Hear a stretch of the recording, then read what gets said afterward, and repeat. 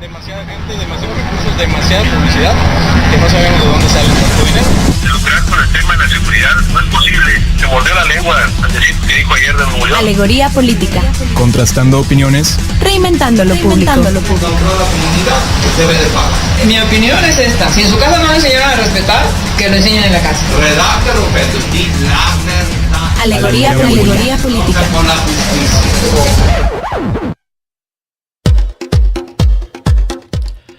Hola, bienvenidas y bienvenidos a Alegoría Política, un espacio de análisis político desde la universidad que busca dar voz a la sociedad civil organizada. Yo soy Santiago Escamilla. Y yo soy Marisol de Pilleta. Un saludo a todas las personas que nos están sintonizando en vivo a través de Frecuencia Tech 94.9 de FM y por internet en livestream.com/frecuenciatech. Igualmente, un saludo a todas las personas que escuchan los programas grabados a través de nuestro canal de YouTube, Alegoría Política. Hoy hablaremos del impeachment en Brasil a Dilma Rousseff, pero antes, como todos los programas, vamos a comenzar con nuestra sección de música. Escuchemos Latinoamérica de Calle 13.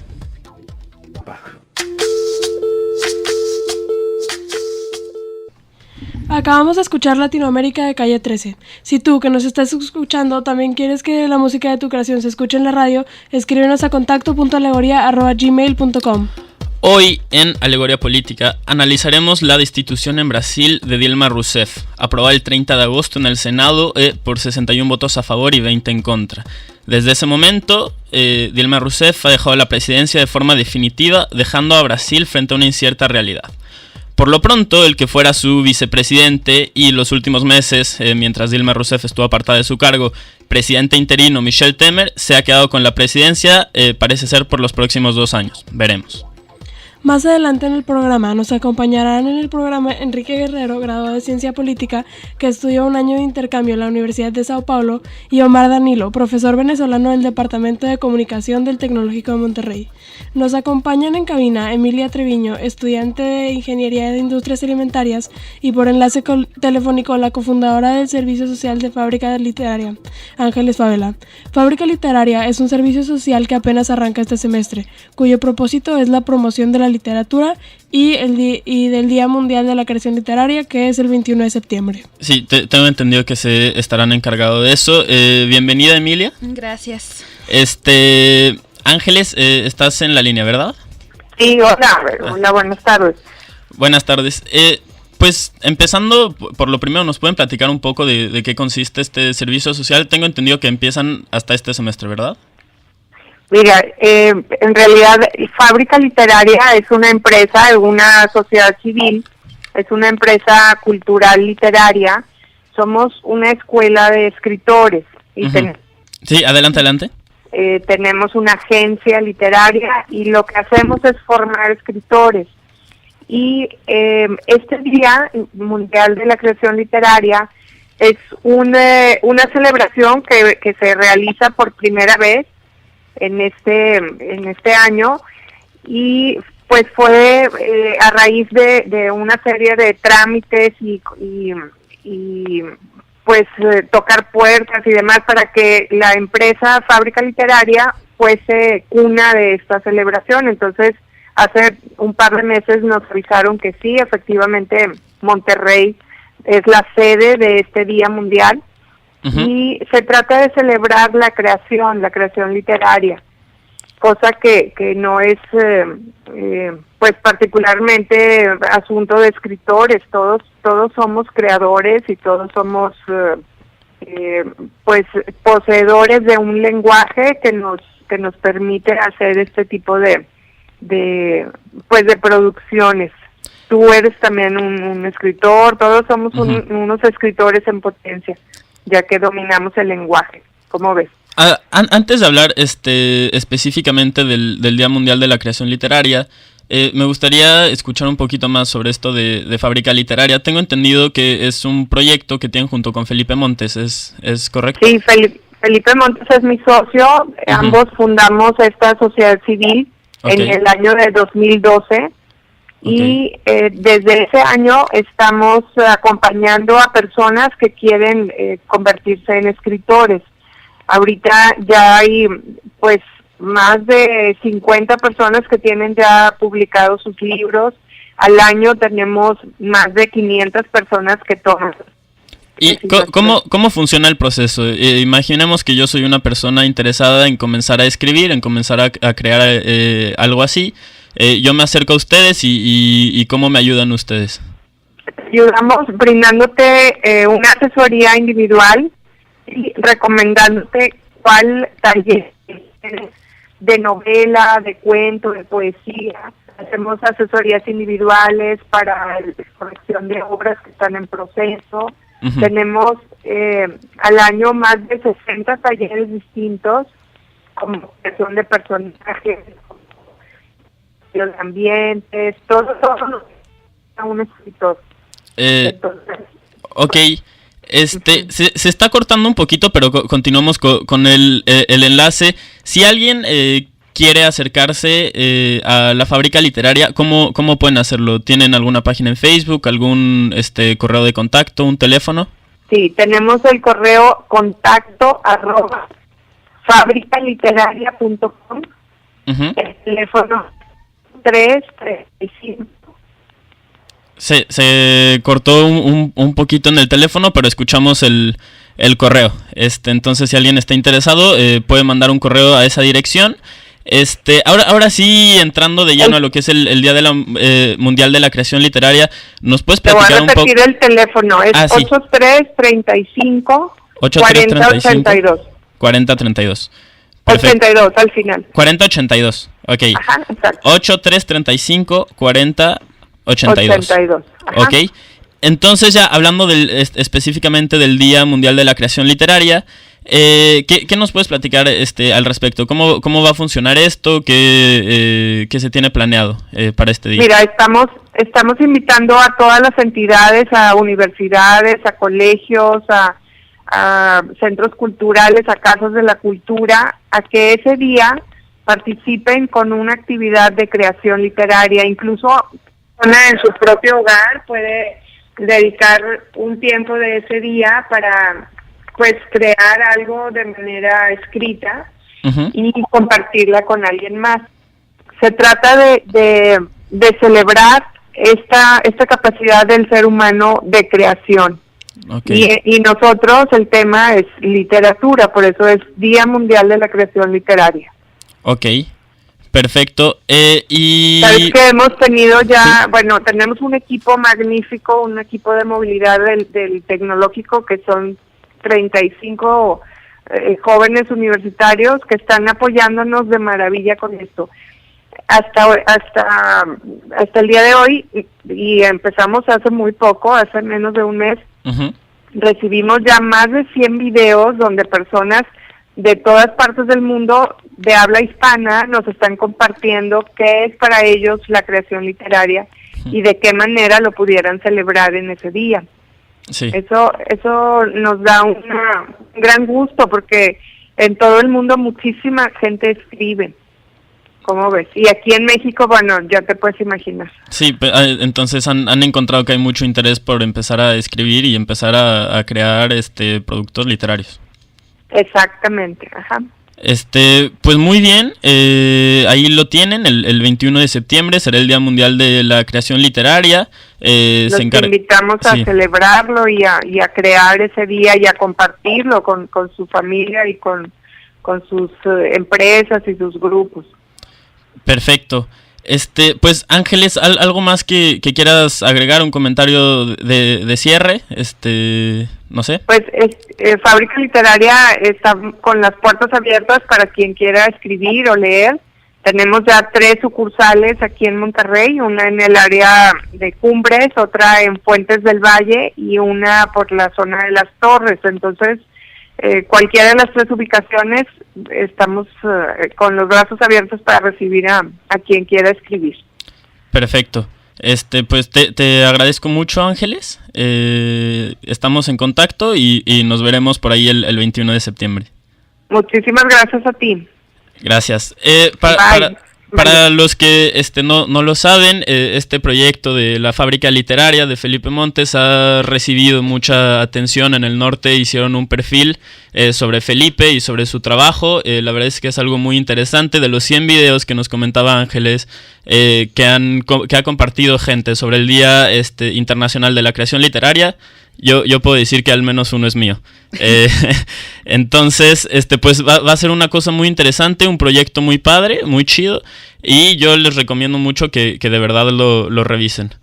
Entonces, habiendo ya quedado con esto, pues pasemos a la discusión del tema. Como decíamos, vamos a analizar hoy en Alegoría Política la destitución en Brasil de Dilma Rousseff, que fue aprobada el 30 de agosto en el Senado con 21 votos a favor y 20 en contra. ¿Por dónde empezar, Marisa, para analizar esto?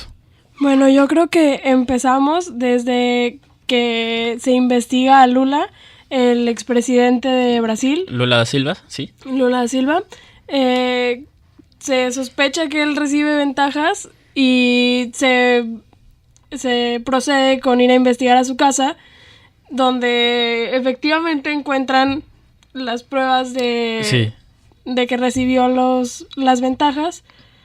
Estas ventajas a las que hace referencia Marisa son específicamente del caso Petrobras, un caso donde entre 2004 y 2014 Petrobras, que es como lo equivalente de Pemex pero en Brasil, se vio involucrada en uno de los esquemas de corrupción más sorprendentes, más grandes de la historia, no solo de este país, sino mundial. Este esquema involucraba líderes de la compañía de Petrobras, ejecutivos de las empresas de construcción más grandes del país y políticos de todos los partidos, pero sobre todo del Partido del Trabajo, partido de Dilma Rousseff y de Lula da Silva, un partido de izquierda que venía como con una visión un tanto diferente. La corrupción siempre ha estado muy presente en este país, sin embargo se esperaba que el Partido del Trabajo fuera diferente y parece que no.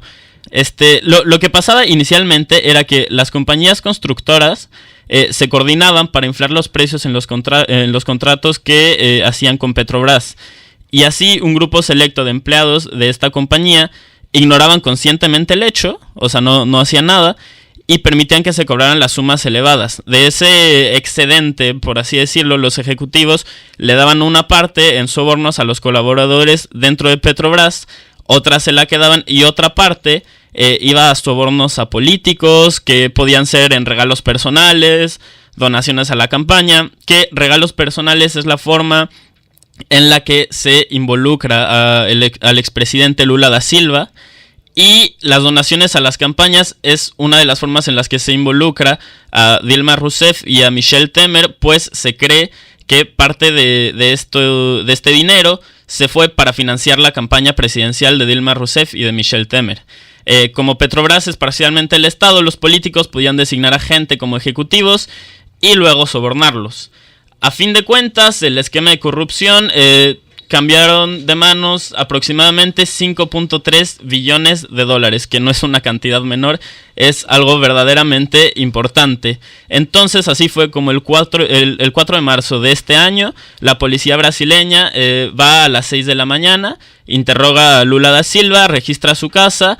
Todo esto en el marco de la Operación Lava Jato, que era para investigar este caso de Petrobras, y sospechan que él recibe ventajas indebidas durante y después de su mandato. A esto él decía: soy víctima de un espectáculo mediático, si querían oírme solo tenían que haberme llamado y yo habría ido, porque no debo nada a nadie y no temo nada. Antes de proseguir, llega a cabina uno de nuestros invitados. Hola. Mi nombre es Enrique Guerrero. Sí. Enrique Guerrero es graduado de Ciencia Política. Él estudió un año de intercambio en la Universidad de Sao Paulo. Enrique, ¿cómo ves todo esto que está sucediendo en Brasil? Bueno, pues de entrada muchísimas gracias por la invitación y para comentar algunas reflexiones con tu auditorio. Pues es una situación demasiado compleja, sobre todo desde el punto de vista histórico, ¿no? O sea, no es un fenómeno cuya raíz política esté colocada actualmente en el contexto actual, sino tiene varias vertientes hacia el pasado y sobre todo la dictadura militar Ujú. que hay en Brasil, es una variable que no se puede quitar de en medio, ¿no? Para analizar la situación. Sí, que era justamente algo de lo que mencionaba Dilma Rousseff, que dice: yo he vivido 2 golpes de estado en mi vida, y aquel del que tú mencionas. ¿Tú piensas que esto fue un golpe de estado? Se me hace muy difícil como afirmar que esto es un golpe de estado. Hay que recordar que Dilma no hace esa comunicación oficial de que es un golpe de estado hasta después de que la misma media brasileña es la que posiciona ese tema, ¿no? Ninguna comunicación oficial de Dilma previo al proceso de impeachment hay algún ¿cómo se llama? Alguna declaración oficial o alguna comunicación oficial de gobierno que diga que eso es un golpe de estado, ¿no? Uh-huh. Es hasta después de, y esto se populiza desde los sectores sociales brasileños que apoyan al PT, que se han visto beneficiados por el PT, por los gobiernos del PT, porque no solamente hay que nombrar el caso de corrupción, sino esto es toda una estructura política que opera bajo unos parámetros de desarrollo muy diferentes de el neoliberalismo latinoamericano, ¿no? Uh-huh. Ok. Hablando específicamente para aquellas personas que se han perdido un poquito, Dilma Rousseff, aunque nosotros ya mencionamos el caso específicamente de Petrobras, a ella no se le acusaba. Ella es una de las pocas, uno de los pocos personajes dentro de la política brasileña que aparentemente no está relacionado directamente, aunque sí indirectamente, porque ella presidía el consejo de Petrobras mientras ocurrían estas cosas. Entonces uno puede decir cómo es que no se dio cuenta de que estuviera pasando todo esto. Sin embargo, a ella se le acusa de prácticas ilegales, a ella y a su equipo económico se le acusa de prácticas ilegales para equilibrar el presupuesto a base de préstamos de bancos públicos sin intereses. En corto, ella maquilló los números. Se agarra de esto Eduardo Cunha y comienza el proceso de impeachment. Eduardo Cunha, que por cierto un caso muy interesante, presidente del Congreso, que fue separado precisamente por este caso. La verdad es que es una situación bien interesante porque prácticamente todos los políticos brasileños están involucrados, y sobre todo los políticos que fueron los encargados del proceso de destitución a Dilma Rousseff.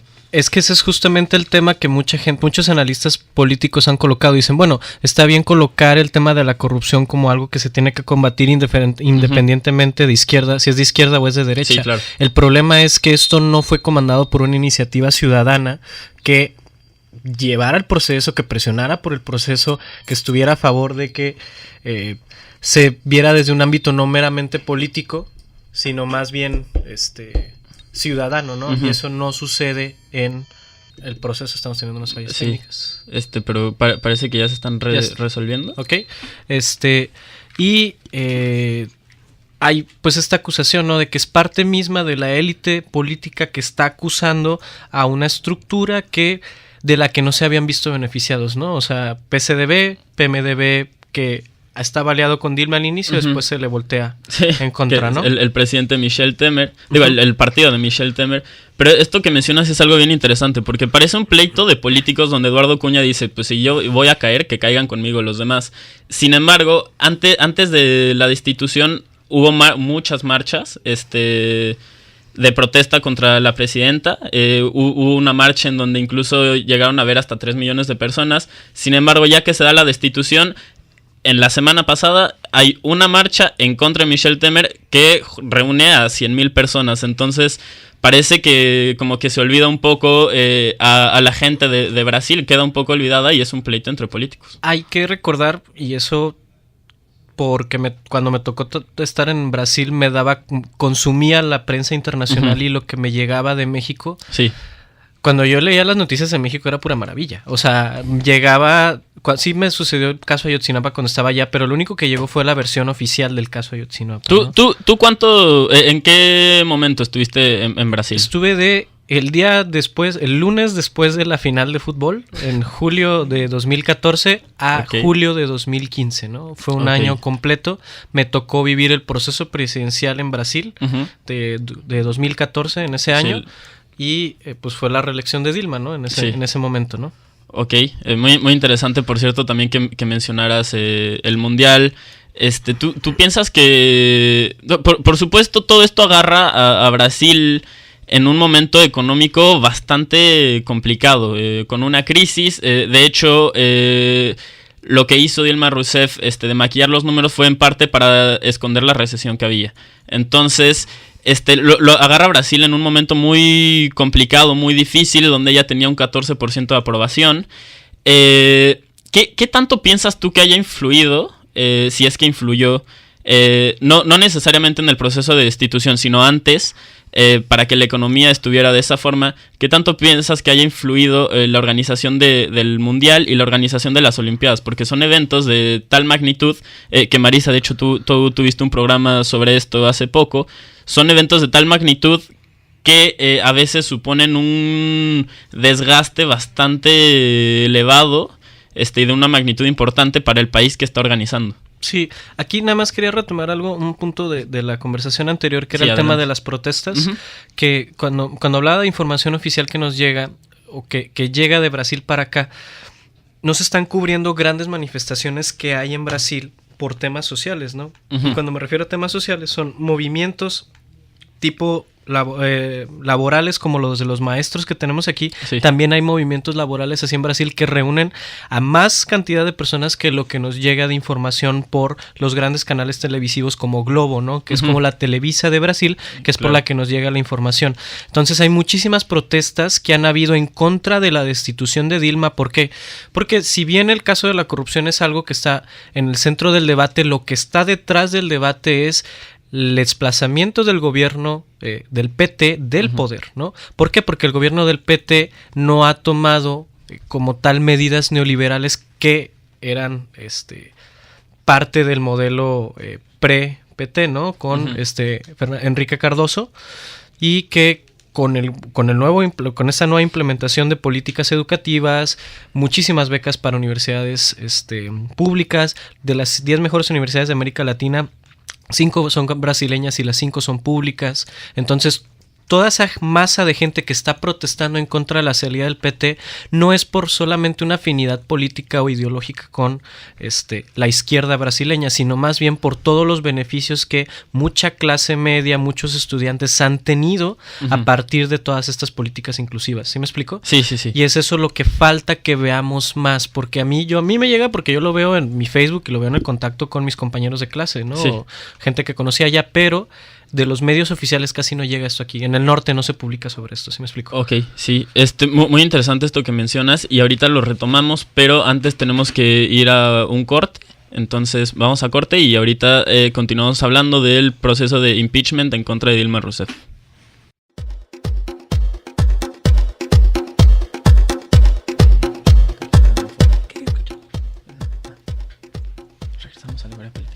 Regresamos a la Alegoría Política. Muchas gracias por seguir con nosotros. Les recordamos que nos pueden compartir sus dudas e impresiones al teléfono en cabina 8387-0665 y por redes sociales en nuestro Facebook Alegoría Política y en nuestro Twitter Alegoría_Pol.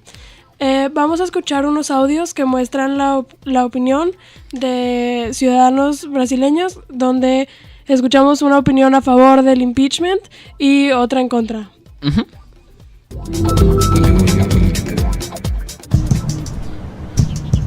Hola amigos de Alegoría Política, mi nombre es Larissa, estudio Geografía en la Universidad de São Paulo y lo que pasa en Brasil es algo muy grave. Estoy muy contenta que eligieran a esa temática para discutir en el programa.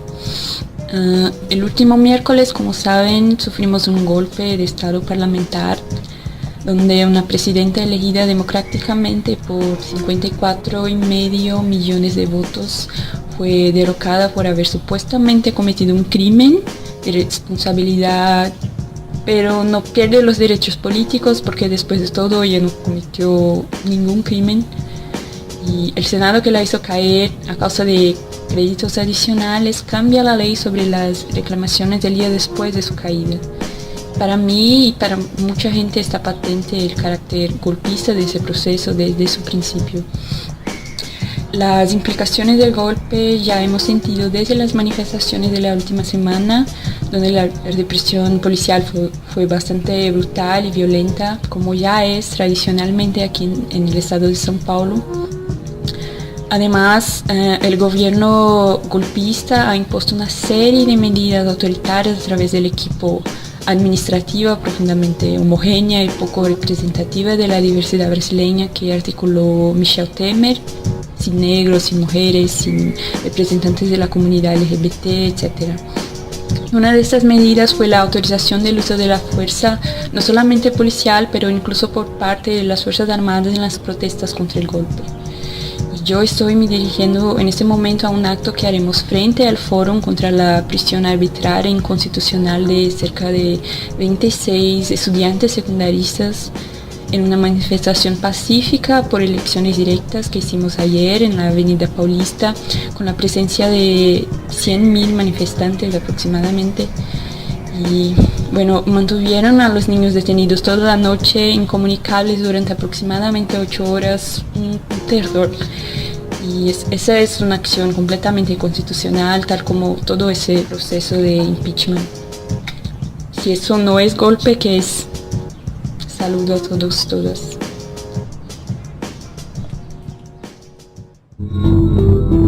Alegoría política. Hola hermanos mexicanos, mi nombre es Leandro Costa, soy brasileño, abogado y administrador público. Mi posición es la misma que el 70% de la población brasileña, es decir, que el juicio político de la expresidente Dilma Rousseff obviamente no es un golpe. Tengo algunas razones. En primer lugar, porque el juicio político está previsto en nuestra Constitución, como también está en la Constitución de muchas otras democracias consolidadas. En segundo lugar, debido a que el proceso de juicio ha sido largo y ha respetado la amplia defensa y el contradictorio. La expresidente asistió al proceso y presentó su defensa personalmente y por su abogado. Han incluso indicado testigos que fueron escuchados. En tercer lugar, los delitos fiscales de Dilma fueron confirmados por diversas instancias técnicas, como el Tribunal de Cuentas y el asesoramiento técnico del Senado.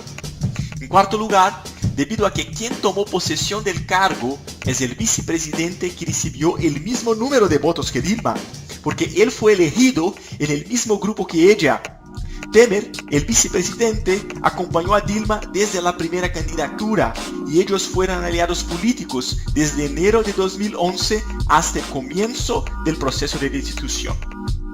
En quinto lugar, el juicio tiene razones políticas como la baja credibilidad y poco apoyo del gobierno en el Congreso. El gobierno de Dilma también no tiene el apoyo de la población porque la falta de responsabilidad fiscal ha producido una inflación descontrolada, la duplicación de la deuda externa y 12 millones de desempleados en el país. En sexto lugar, los países que llamaron el juicio político de golpe son pocos, quizás 4, en general dictaduras, tales como Cuba y Venezuela. A propósito, Human Rights Watch ha dicho que el juicio político de Dilma claramente no es un golpe y que Brasil está dando lecciones al mundo por la lucha contra el poder político y empresarial. Hay que recordar que nunca hemos tenido tanta corrupción en Brasil con los empresarios involucrados como en el gobierno de Dilma. Así que llamar de golpe de Estado al juicio político de Dilma es una mala broma. Un abrazo desde Brasil.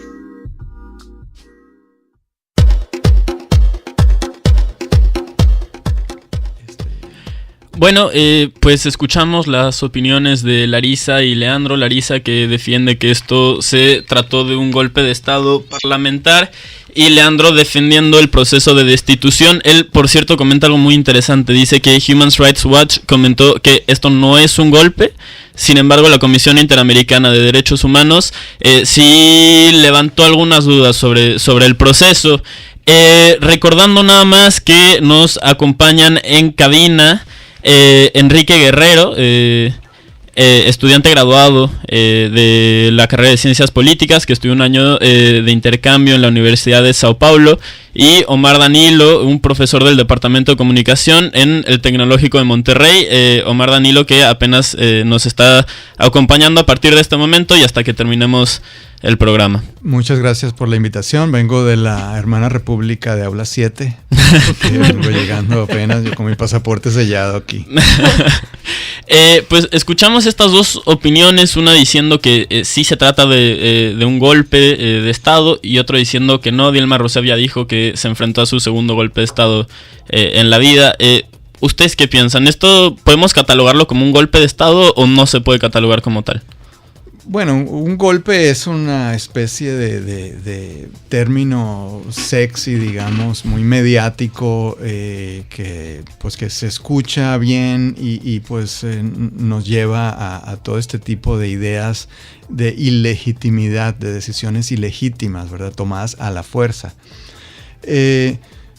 Yo quisiera apartarme un poco del término golpe y tratar de entender un poquito qué es lo que pasa.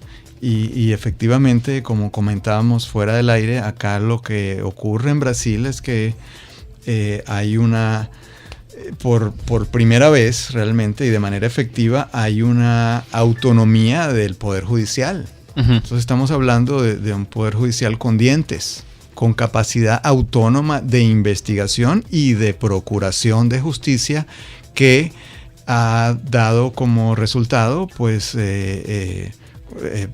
que tanto algunos empresarios muy importantes como varios políticos, incluyendo políticos del propio PT, pero de muy distintas tonalidades partidistas, estén siendo objeto de serias investigaciones y a punto también de caer. Inclusive Eduardo Cunha, sale en desgracia, pero como él están más de la mitad de los congresistas brasileños, incluyendo gente que votó, ¿verdad?, en esta especie de travestía o farsa, ¿verdad?, para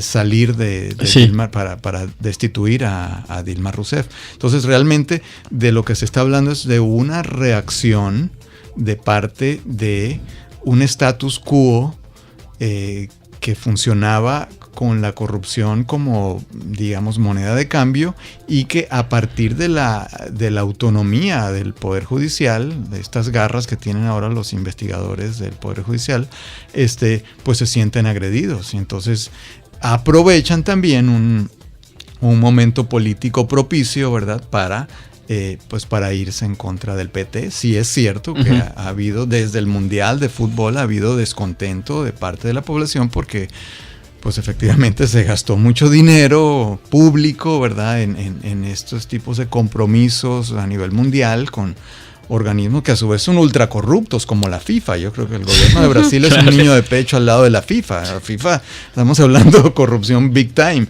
Y entonces, para atender los requisitos de la FIFA, se está gastando una cantidad de dinero exorbitante.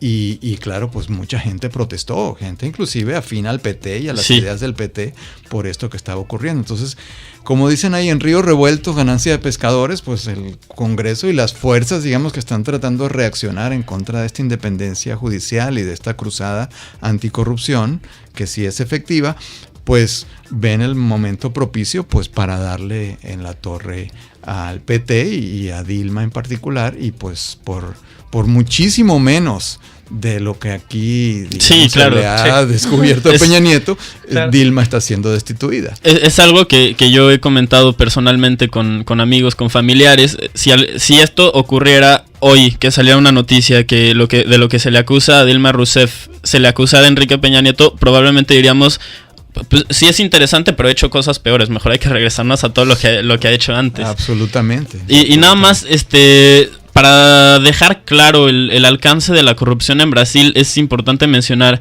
que de los 513 miembros del Congreso, 303 enfrentan cargos o están siendo investigados por crímenes de corrupción. Y en el Senado es el caso para 49 de los 81 miembros.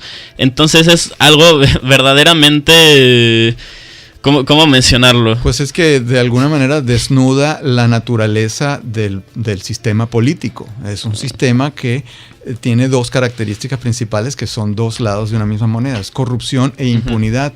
Entonces lo que estamos viendo ahorita es que la impunidad está siendo atacada por una fiscalía independiente. Sí. Entonces, pues ¿cómo? Si la impunidad no me la garantizas, entonces yo no puedo ejercer la corrupción de manera efectiva. Y entonces, digamos, un sistema que por mucho tiempo ha funcionado así, no solo en Brasil, pues obviamente aquí en México, en América Latina es clásico este asunto de la corrupción y la impunidad.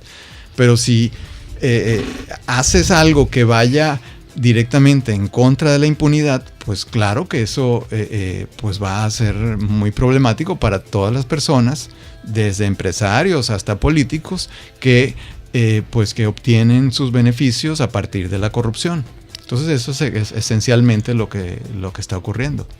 Algo que yo comentaba con mi familia, retrocedo tantito, es que lo que hizo Dilma, como mencionaron, no es algo así muy fuerte comparado con todo lo que ha hecho... Es un mal menor, por así decirlo. Sí, con todo lo que ha hecho Peña.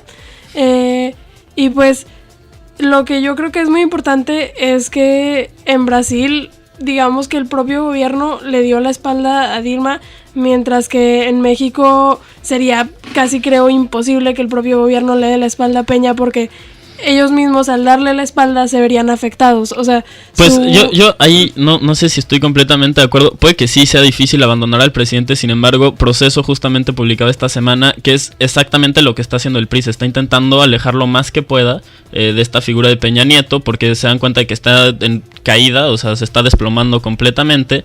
Entonces se quieren deslindar lo más que puedan de esa figura, para que no les vaya mal en las elecciones del próximo año y para tener oportunidades que ahorita se ve complicado, pero pues es el PRI y todos sabemos lo que eso implica en México de cara a 2018. De la política mexicana. Exactamente. Entonces, pues sí, es un tema interesante y es algo que yo les quería preguntar, Enrique y Omar. ¿Ustedes piensan que esto que acaba de pasar en Brasil podría ocurrir en México? Qué buena pregunta. Mira, tendrían que pasar muchas cosas, pero bueno, ya se está hablando insistentemente de estas candidaturas independientes. Tenemos que hablar de listas abiertas, por ejemplo, para candidatos tanto locales como a nivel ya estatal y federal, de forma tal que ciudadanos pudiesen entrar en las listas de candidatos de los partidos con libertad y no nombrados por el cacique local, ¿verdad? El cacique de turno, que es como ocurre actualmente. Entonces, por ejemplo, eso es por poner un ejemplo, digamos, a nivel electoral, que haya una apertura real. Entonces, este asunto de las candidaturas independientes, yo creo que con el ejemplo de aquí de Nuevo León, del Bronco, nos da a entender que efectivamente hay un malestar, una falta de legitimidad por parte del electorado hacia the way things are, ¿verdad? El status quo. Pero sin embargo, todavía no hay este movimiento, esta apertura, de forma tal que los partidos políticos pues cedan. Aquí todavía los partidos políticos tienen, por ejemplo, al Instituto Electoral, IFE o ahora INE, en sus garras. O sea, realmente lo controlan, o sea, son, digamos, 2 tuyos y 3 míos y 2 del otro, y esos son los consejeros del INE, ¿verdad? O IFE, que es la misma yuca, nada más se gastaron una lana en cambiarle el nombre. Sí, en logos nuevos y todo eso, parece la misma gata revolcada. Entonces, tendrían que ocurrir diferentes cuestiones a nivel institucional y legal, pero también a nivel de la cultura política de las personas. En Brasil, pues la gente sale a la calle y te paran el país, te lo paran. Ahí van 2 millones para afuera y aquí en México hay manifestaciones y la mitad de la gente está en contra de los que están manifestando porque me están cerrando la calle.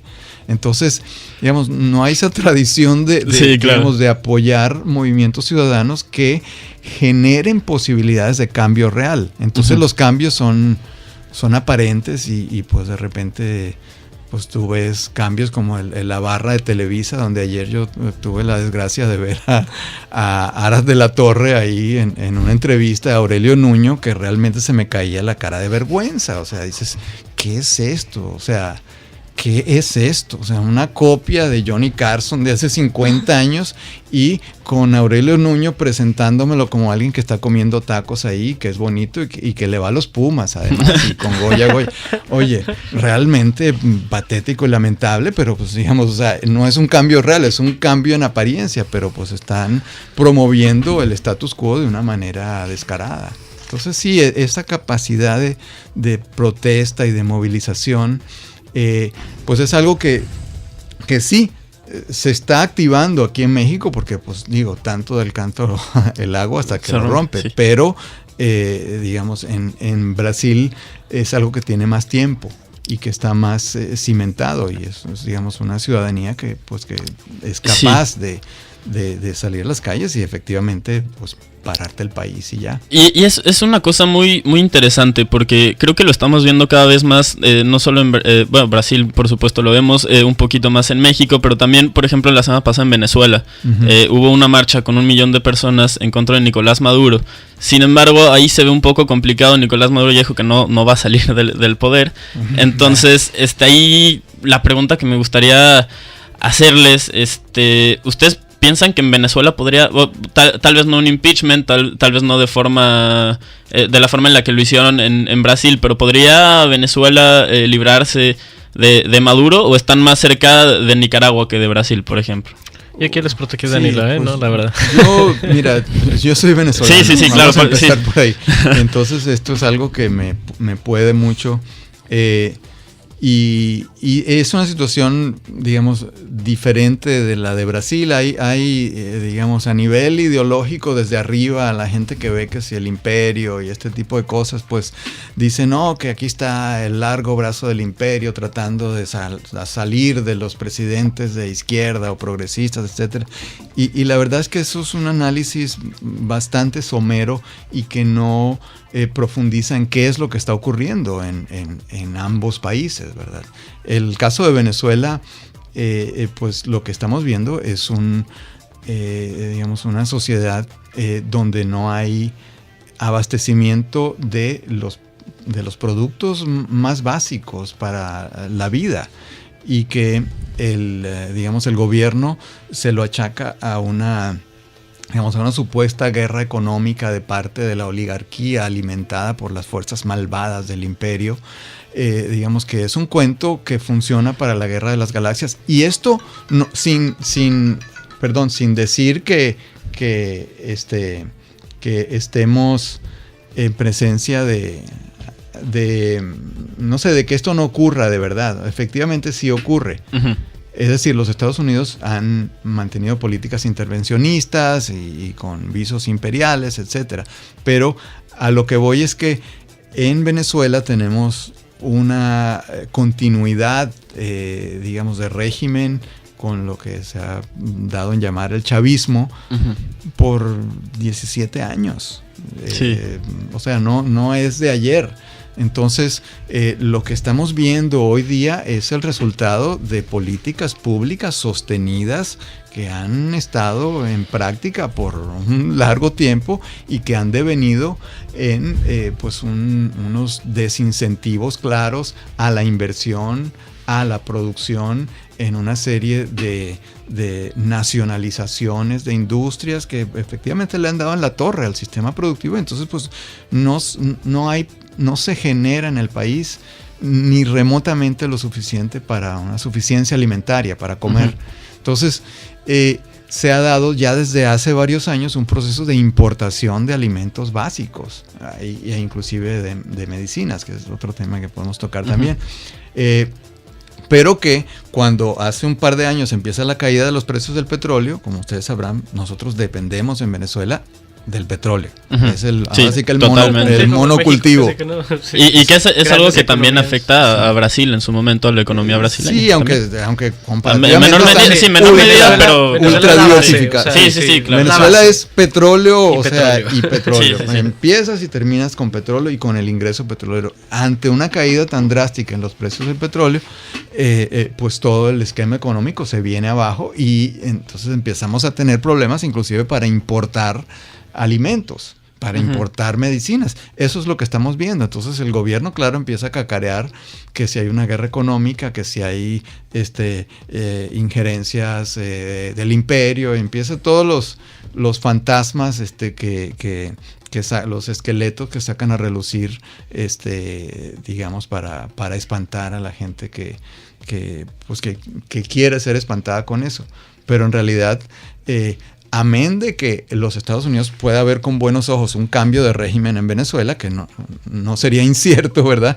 Pero lo que estamos viendo es el deterioro de un sistema productivo que ha venido en deterioro año tras año de manera sostenida y que al no tener ya ni siquiera el fuerte referente simbólico que era Hugo Chávez, porque Hugo Chávez fallece, queda el chavismo sin Chávez y en manos de un presidente como Maduro que ¿qué se puede decir de Maduro? Sí, o sea, no hay que, digamos, abundar mucho. Sí, claro. Él solito, ¿verdad? Se vende en términos de su ineptitud y su capacidad para meter la pata. Pero además, de nuevo, de un sistema que desde antes viene desfavoreciendo la producción. Entonces, sin dinero para importar, sin divisas duras para importar, pues el país se cae. Y esto, pues, sin meternos al tema que estábamos tratando antes, que es la corrupción. Uh-huh. La corrupción en Venezuela también es un problema gravísimo. Es brutal. Y esa corrupción se exacerbó, ha existido y existía de manera muy fuerte antes del chavismo, pero con el chavismo, con el desmantelamiento de los sistemas de contraloría, sin una fiscalización autónoma e independiente, porque en Venezuela, si en México hay cierta dependencia del Poder Judicial hacia el Ejecutivo, en Venezuela es total. O sea, en Venezuela es una burla. El Tribunal Supremo de Justicia realmente es una burla para cualquier abogado y cualquier persona que tenga nociones de constitucionalidad. Deja tú los abogados especialistas. La verdad es que sí, o sea, este tema de Venezuela es interesantísimo. Es un tema al que le debemos de dedicar aquí un programa entero solamente a hablar de esto. Pero pues ahorita regresando un poquito, haciendo como un cambio, regresando a lo que está ocurriendo en Brasil, y como ya nos queda poco tiempo, hay como esta noción que está saliendo mucho, donde se califica a esto como un golpe de estado misógino, un golpe homofóbico, racista, una imposición de otra forma de ver las cosas, de otra forma de hacer las cosas por parte de Michel Temer, que se queda en la presidencia ahora y que empieza con un gabinete donde no hay mujeres y donde no hay personas de color. Entonces, puede que haya o no haya sido un golpe machista, un golpe misógino, pero ¿qué dice de este nuevo gobierno la falta de diversidad en su gabinete? Este tema creo que también merece como un programa amplio. Porque es un tema bien difícil. Es que no es un tema, yo no lo calificaría ni fuera de contexto, porque efectivamente el PT en muchas arenas, no solamente en su élite, o sea, siempre todo el tema lo tenemos que, o sea, bueno, al menos como politólogo se nos enseña a ver siempre el tema como en estructuras, ¿no? Uh-huh. Y evidentemente el PT tiene una estructura, y dentro de esa estructura hay élites que son las que han estado saliendo en ese tema de corrupción, pero dentro de la estructura ideológica, participativa del PT, hay muchas otras iniciativas que se han aplaudido, sobre todo en tema social, ¿no?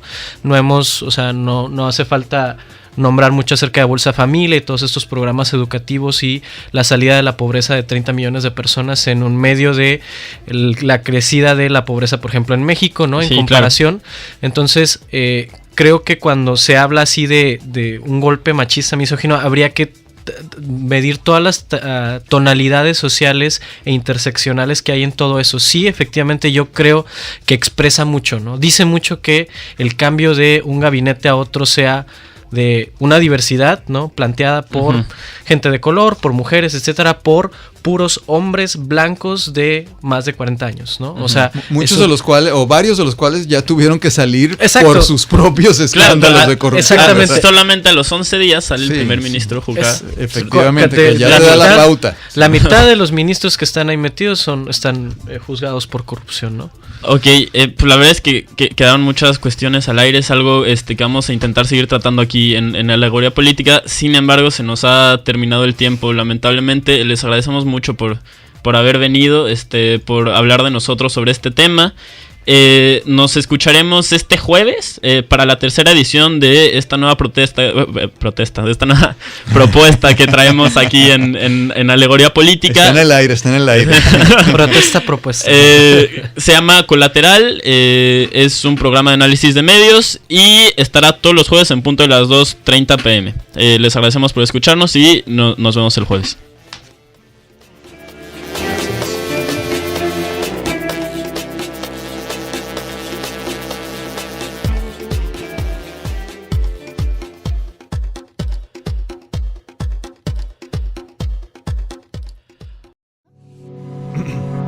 Alegoría política. Me parece muy rescatable que haya este tipo de iniciativas. Sí violó la ley electoral, pero no afectó la democracia. Estamos acusando de corruptos, no de tontos, ¿no? Claro. Alegoría política. Contrastando opiniones. Reinventando lo público. Definitivo.